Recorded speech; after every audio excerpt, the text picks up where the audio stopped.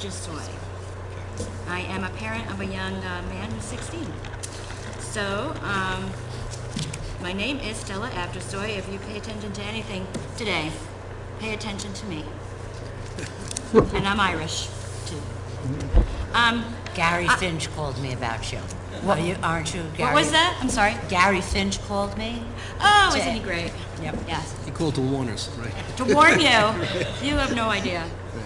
Well, I am a New Yorker who is living a nightmare, and I am not alone. I am a parent of a child with autism living in New York State. I live in Interlaken, New York.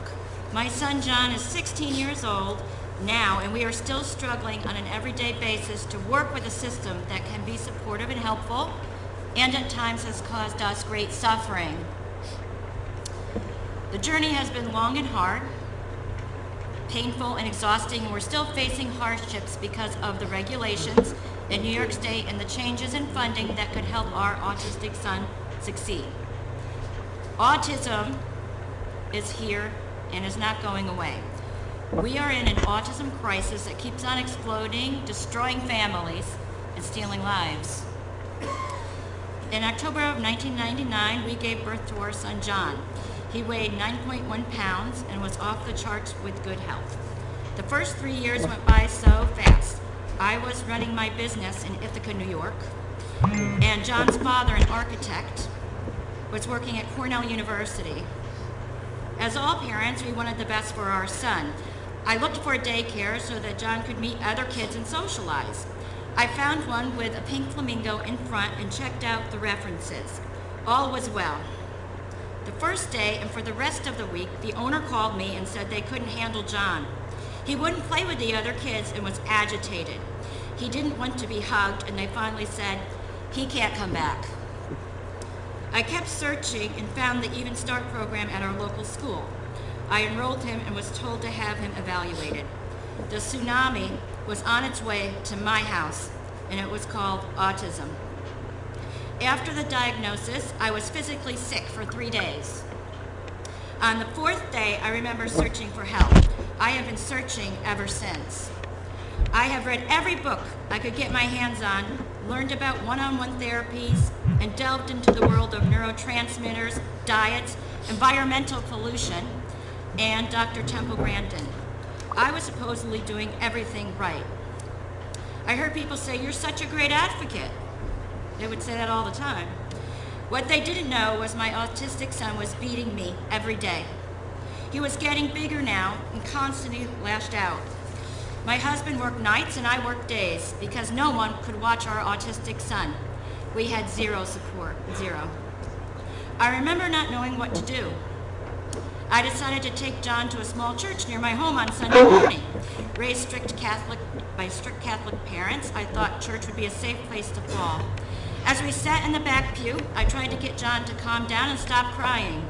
Several ladies turned around looking at me with disgust, and I was asked to leave. We weren't welcome anywhere. There was nothing for us. Meanwhile, time was ticking. I knew that fast, early, consistent therapies were the only way to help John. Where were they?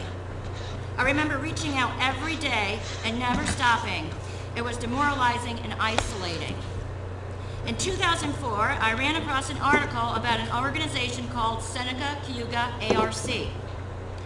I called the number and found out about an autism support group called Chances. It provided support with other parents, educational knowledge, and even the chance for John to go to summer camp. I have now been with them for 13 years.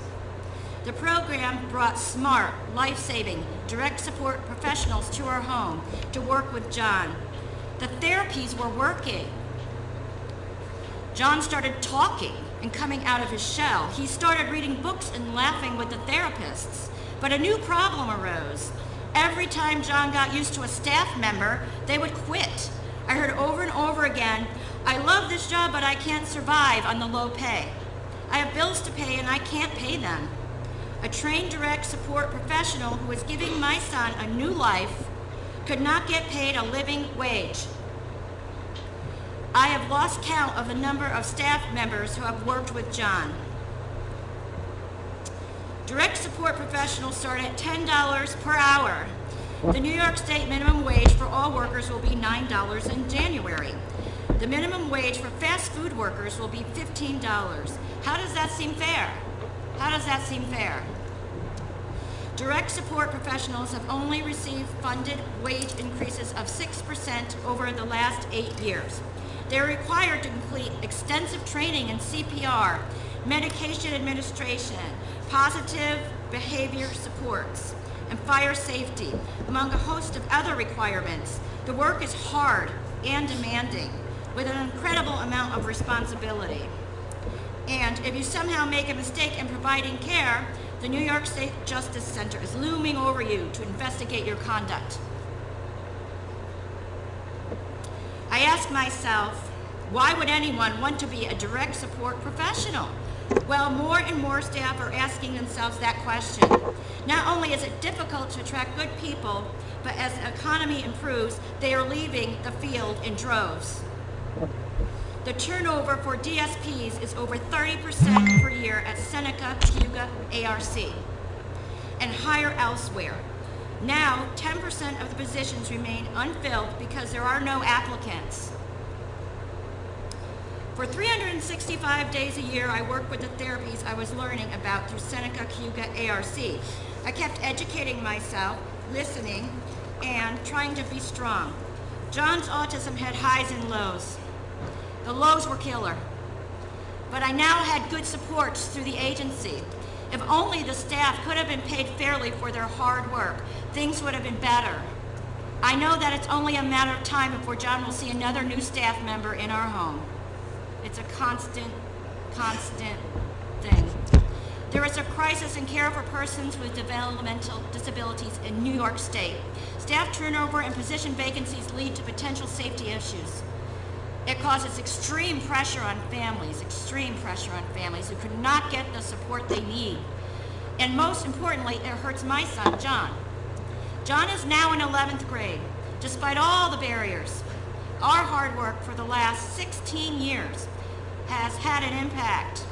John speaks politely to people, loves computers and learning, but now a new problem has risen and it's huge. Where does John go after high school? He wants to be independent and live on his own. He wants to work. He has the same hopes and dreams of any 17-year-old. Parents are concerned with what the state calls the front door. We are terrified. We are terrified that our children will not get the help they need when they need it. As we've heard before, parents cannot be caregivers forever. After 13 years, imagine, after 13 years of breakthrough therapies and hard work, every day for 13 years, there isn't a residential home for John to live in, which is very much what he wants. That's what he wants. What I am told is that John is not a priority one in the residential vacancy management system. I don't even know how to react to that. I can't tell you how disillusioning that is, and how fearful I am that there will be nothing for him. At home, he regresses and stays in his room. He stays in his room. That's what he does when he's home. When he is out in the world with supports, he is happy, positive, and moving forward with his life. He has so much potential to be a productive and contributing member of our community. He's a completely different person when he has supports in place. It's amazing. When he does not, he goes back to the beginning. I came here today to tell you about living in New York State with an autistic child. Please listen to me. We need funding desperately for autism services. We need to pay a living wage to our direct support professionals who work for not-for-profit agencies. Please, please, please commit today to being a leader for supporting New Yorkers with disabilities. My life, son, his life depends on it. Thank you.